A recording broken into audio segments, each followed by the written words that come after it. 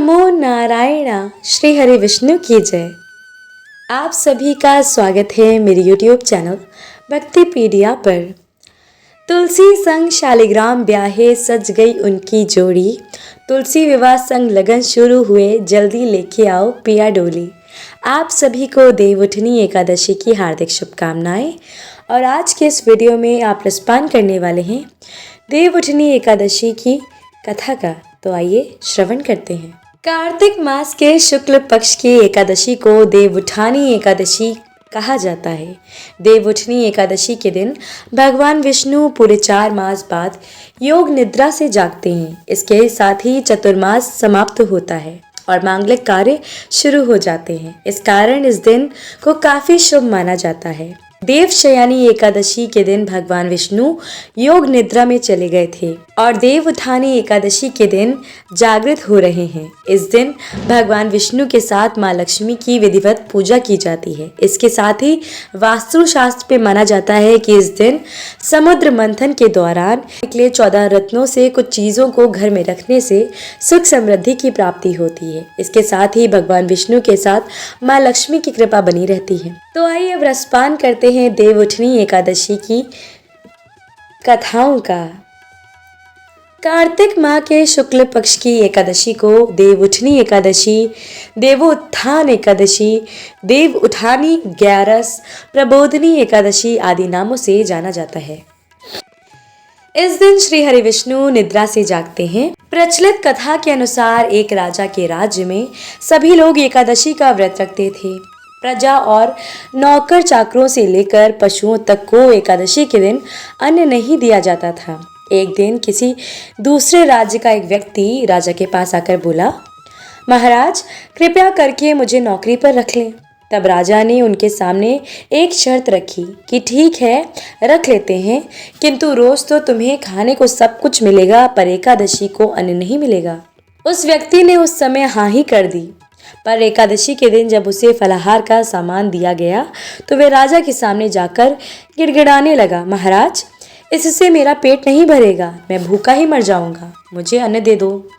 राजा ने उससे शर्त की बात याद दिलाई पर वह अन्न छोड़ने को राजी नहीं हुआ।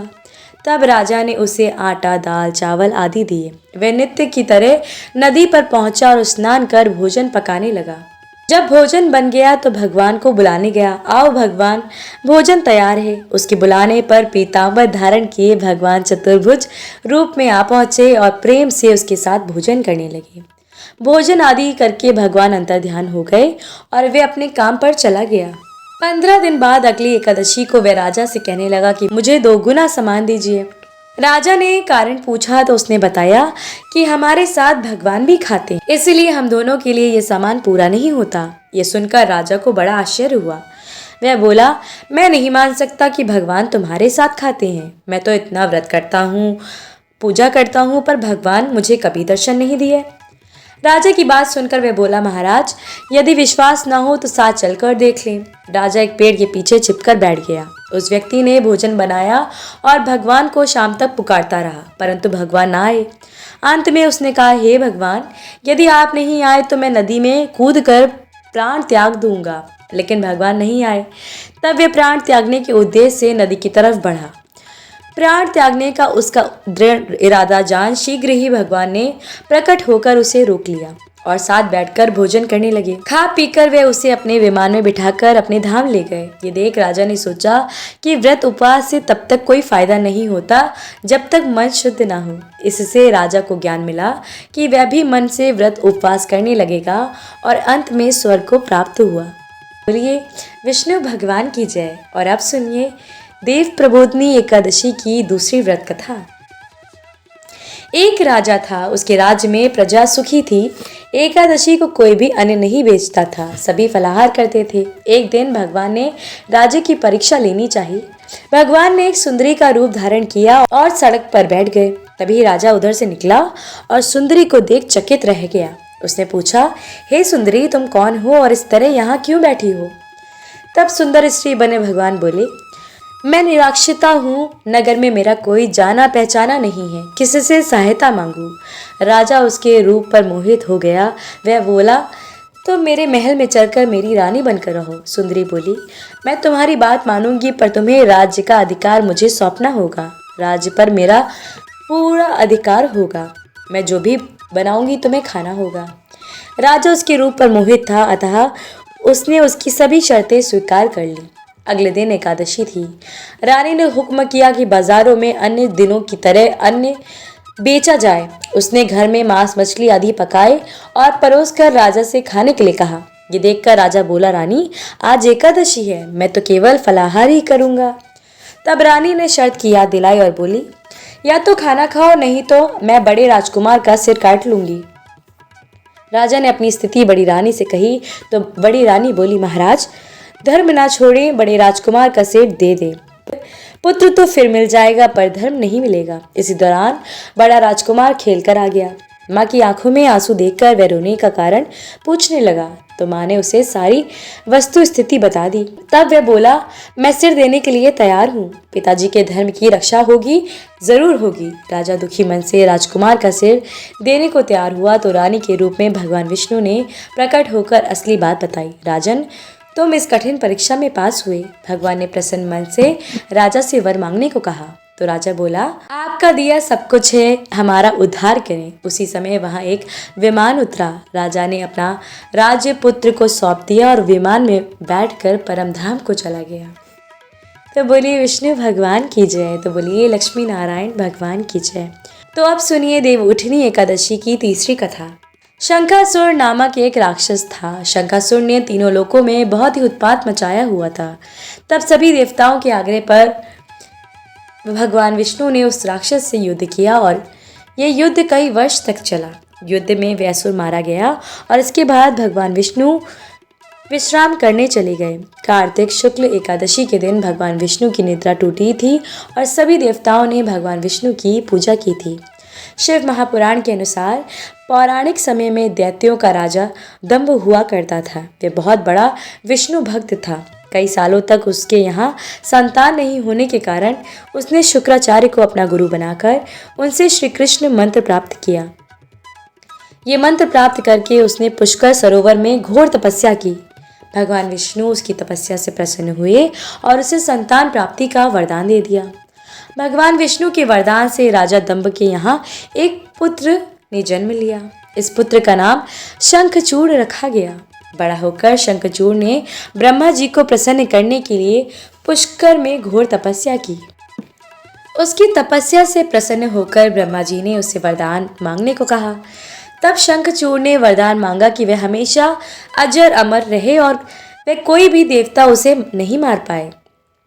ब्रह्मा जी ने उसे ये वरदान दे दिया और कहा कि बद्री वन जाकर धर्मध्वज की पुत्री तुलसी जो तपस्या कर रही है उससे विवाह कर ले।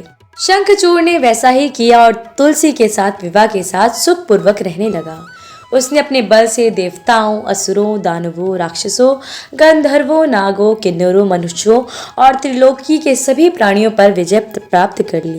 वह भगवान श्री कृष्ण का परम भक्त था। शंखचूड़ के अत्याचारों से सभी देवता परेशान होकर ब्रह्मा जी के पास गए और ब्रह्मा जी उन्हें भगवान विष्णु के पास ले गए।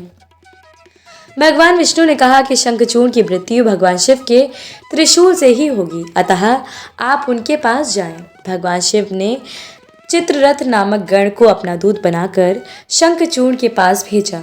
चित्ररथ ने शंखचूड़ को समझाया कि वे देवताओं को उनका राज्य लौटा दे, परंतु शंखचूड़ ने मना कर दिया और कहा कि वह महेश्वर से युद्ध करना चाहता है। भगवान शिव को जब ये बात पता चली तो वे युद्ध के लिए अपनी सेना लेकर निकले। इस तरह देवता और दानवों में घमासान हुआ, परंतु ब्रह्मा जी के वरदान के कारण शंखचूड़ को देवता नहीं हरा पाए। भगवान शिव ने शंखचूड़ का वध करने के लिए जैसे ही अपना त्रिशूल उठाया, तभी आकाशवाणी हुई कि जब तक शंखचूड़ के हाथ में श्री हरि का कवच है और इसकी पत्नी का सतीत्व अखंडित है, तब तक इसका वध असंभव है।